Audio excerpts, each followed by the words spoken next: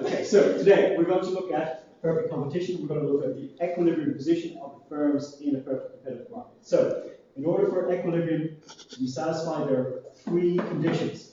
The first one is marginal cost equals marginal revenue. Second one, marginal cost equals marginal revenue when marginal cost is rising faster than marginal revenue. Okay, and the third condition for the short run is if output is, or if revenue is greater than variable cost. So average revenue must be greater than average variable cost. And the diagram that we're going to do to look at that is as follows. Right, so whenever we're doing a diagram, the first thing we have to be sure of is to label axes. So in this case, that one's price and that one is quantity. Then we need to draw the demand position for a firm in a perfect competitive market is a horizontal demand curve. We also know that a firm in a perfect competitive market has its average revenue equal to demand equal to marginal revenue.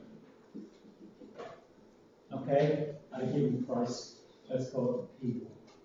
Okay, we know the shape of the demand curve in a perfectly competitive firm already. Then, in order to figure out where does marginal revenue equal marginal cost, we need a marginal cost curve. The marginal cost curve for a firm in a perfect competitive market is like that. Okay? So, therefore, if we look to see where are the conditions for equilibrium, marginal cost equals marginal revenue. So, here's the marginal cost curve, here's the marginal revenue curve. So we can see that there are two places that we have equilibrium. Okay, here marginal revenue is equal to marginal cost. Here marginal revenue is equal to marginal cost. And what we need to know is which one is right. Okay, and in order to figure out what the right one is, we look at our equilibrium conditions. Okay, so first of all, we see that in here we have.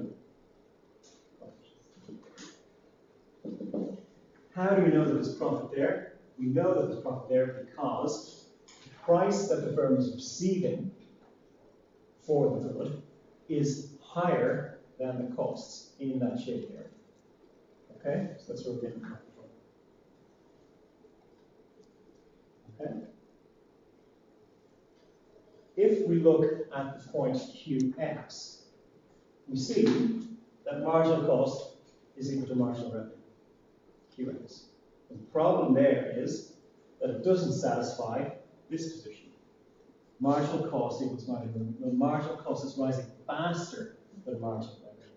Okay? At this point, marginal cost is actually falling. Okay? So QX cannot be an equilibrium position. Right?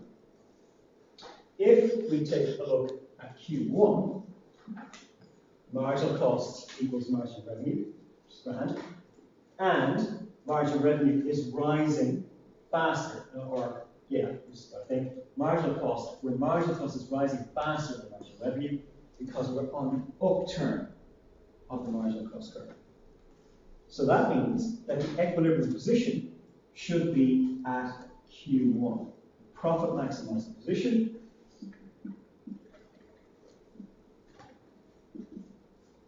is Q1. So, if we said, let's take one perhaps at Q3. Imagine it's Q3. Okay? What's happening at Q3 that will show us that it cannot be profit maximizing position? What's happening is marginal cost equal to marginal revenue. Is it? No, marginal cost is not equal to marginal revenue, so that can't be right. What other condition is not satisfying?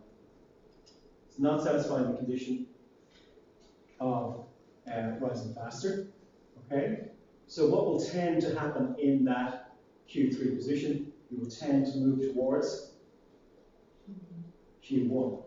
If you are above Q1, let's say here at Q2,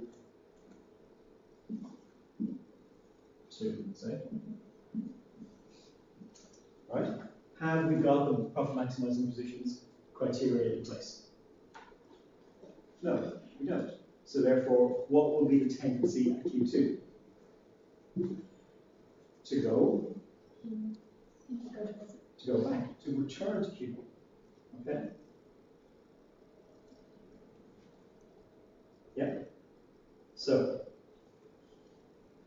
the firm is maximum profit when it's producing and selling output Q1 because marginal costs equal to marginal revenue. Extra output will reduce profit because of any output in excess of Q1, for example Q2, adds more to costs than it does to revenue.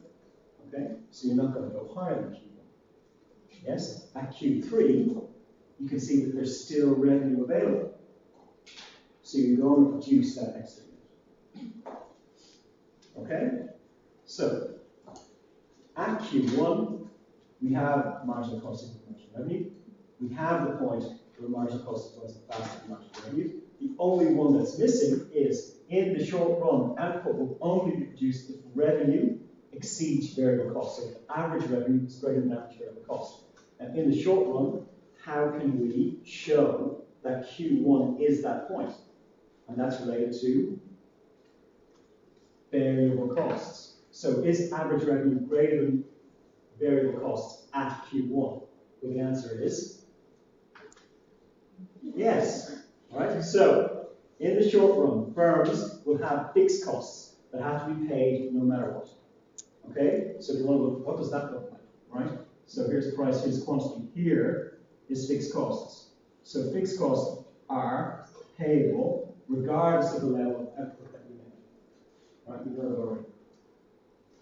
So, and they will have to pay variable costs.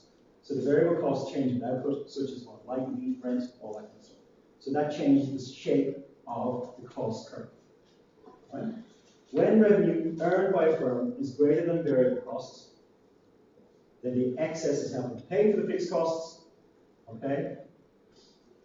Therefore, the firm in the short run will only continue producing output if revenue is greater than variable costs. If revenue is greater than variable costs in the short run. If it's not, then they won't. So the profit maximizing position for a perfect competitive firm must meet those three criteria. If it doesn't, then it's not. Okay? Yes? Anybody got a question? No. So if you're asked in the leading search to draw this, the best way to start is to start with the three conditions that have to be met. Then the real difference between the market systems is to draw the demand curve. And if you remember the shape of the demand curve for a perfectly competitive firm, and start there, this horizontal. Yeah?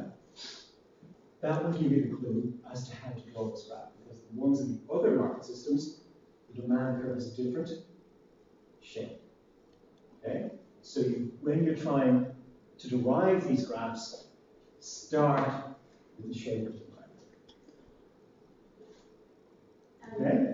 Okay? In the exam, do you write conditions drawn and then start diagram, or is it enough? Depends on the question, but if I was trying to draw it and ask me, I would write the conditions first, because that would remind me to draw the diagram. Any other question? You don't draw the 3 points, you just write them. You don't draw. What do you mean draw the third point? Like, it's not on the diagram. It's not on the diagram, but it's implicit in the diagram. Okay?